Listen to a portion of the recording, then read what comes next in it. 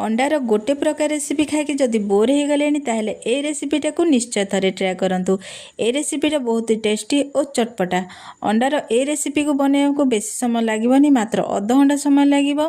रुटी भात पूरी परोटा जो भी खाइबे बहुत टेस्ट लागिबो। नमस्कार, सस्मिता कुक्स चैनल रे आपण मानकु स्वागत करूछि। वीडियो भल लागिले लाइक करिवे, शेयर करिवे और कमेंट माध्यम रे निश्चय जणेबे। ताले देरी न करी वीडियोटी स्टार्ट करिबा। तो ए रेसिपी पे हमको प्रथमे अंडा दरकार। तो ये देखो मुझे 6टा अंडा नहीं जाइए। तो ये आपण मैंने अंडा कम बेसी करें। प्रथमे आम अंडा को फटेकी नहीं जावा। तो ये देखो मुझे गोटे बड़ जगह नहीं जाइए। ए जगार आम अंडा गुड़ी को गोटे गोटे कर सब फटेकी नवा। तो ये देखो मु अंडा सबको फटे देछि ए जगार। एबे आम किछि लूण पकेइबा। तो ये देखो मुझे हाफ चामच लूण पके देछि। एठी आपण माने चाहिए किछि लंका गुंड, धनिया गुंड, मीट मसला, गरम मसला पकईकि अंडा को गोले नेबे। तो ये मुझे किसी पकेनी, खाली लूण पकईकि गोलेछि। तो देखो अंडाटा भलसे गोले हो जाइए। एबे आमे नेक्स्ट प्रोसेस को जिबा। तो ये देखो मुझे गैस रे गोटे कड़े गरम कर रखी। एबे आमे किछि तेल देदेबा। तो ये मुझे 3 ରୁ 4 चामच तेल दे देछि। तेल गरम हो गला पर आमे एबे अंडा को पकेइबा। तो ये देखो मुझे अंडा सबको पकई देछि। एठी आमे गैस रो फ्लेम टाको हाई करिकि अंडा को भाजिबा। एंदी अंडा को गोलोथिबे नचे तले लागी जिवो। तो ये देखो अंडा आमर टिके भाजी हो आसिलानी। एबे आमे पिठा पातिरे ताको टिके एमती छोट छोट खंड खंड करदबा। देखो मु केमती कर देछि, वीडियो रे जेमती देखि पारछंती। तो ये टाइप रो आमे अंडा को छोट छोट करी गुंड करनबा।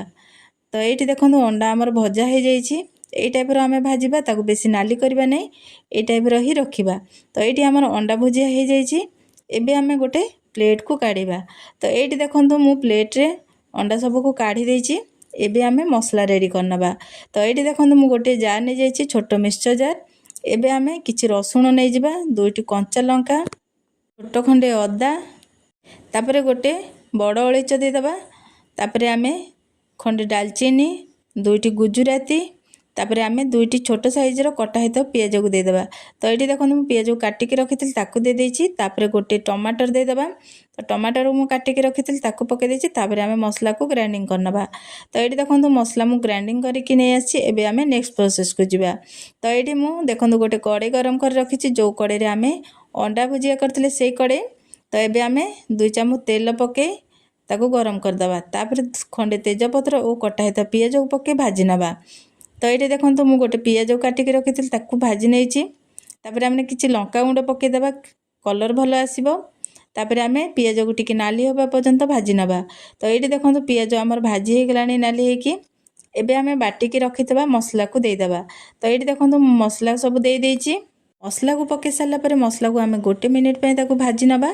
तो ये देखो गोटे मिनिट हो जाइए। तापरे हाफ चामच हळदी, हाफ चामच लंका पाउडर, हाफ चामच जीरा पाउडर, हाफ चामच धनिया पाउडर, हाफ चामच चिकेन मसला और हाफ चामच गरम मसला, ये सब जिनस पके सारा पर आमे मसला को 3 ରୁ 4 मिनिट पे लो फ्लेम रे भलसे कसी नबा। तो ये देखो आमर मसला टिके भलसे कसी हो गलानी, बढ़िया कलर देखा जाउची, बास्ना मध्य बहुत सुंदर आसुची। तो ये देखो आमर मसला एबे रेडी हो जाइए। देखो ये टाइप रो आमे मसला को कसिबा। 1 चामच मेथी पत्र पके दबा। तो ये देखो मु मेथी पत्र पके देछि। तापरे आकु टिके गोले नबा। तो ये देखो भलसे आमर मसला रेडी हो गलानी, बढ़िया कलर देखा जाउची। तापरे आमे 2टी कंचा लंका दे दबा, भल बास्ना आसीबो। एबे आमर मसला पूरा रेडी हो जाइए। एबे आमे पानी दे दबा। तो ये देखो मु हाफ ग्लास पानी दे देछि। तो ये आपण माने केतिकी झोल रखिबे से हिसाब रे पानी दे देबे।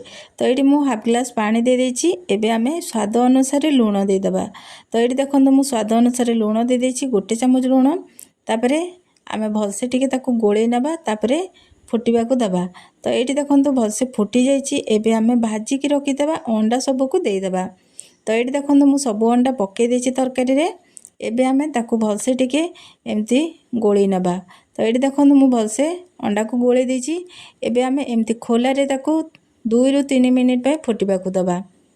जदि आपण माने कम समय भितर किछि टेस्टी खाइबा चाहउछन्ती ताले ए रेसिपी को निश्चय थरे ट्राए करिवे।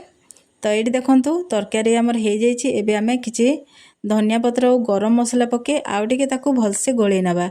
एबे हमर रेडी हो जाइए अंडा भुजिया तरकारीटा। देखो केते बढ़िया कलर देखा जाउचे, ता फ्लेवर मध्य बहुत भल लागुची। एई प्रोसेस रे निश्चय बने कि खांतु, बहुत कम समय मध्य रे तैयारी हो परिबो। ଆକୁ ଗରମ ଭାତ ରୁଟି ପରଟା ଯେଉଁଥିରେ ବି ଖାଇବେ ବହୁତ ଭଲ ଲାଗେ। ଏହି ରେସିପିକୁ ଥରେ ଟ୍ରାଏ କରନ୍ତୁ ଓ ସମସ୍ତଙ୍କୁ ଖୁଆନ୍ତୁ। ଆଶା କରୁଛି ଭିଡ଼ିଓଟି ନିଶ୍ଚୟ ଭଲ ଲାଗିଥିବ। ଭିଡ଼ିଓଟି ଭଲ ଲାଗିଥିଲେ ଲାଇକ୍ କରିବେ, ସେୟାର କରିବେ ଓ କମେଣ୍ଟ ମାଧ୍ୟମରେ ନିଶ୍ଚୟ ଜଣାଇବେ।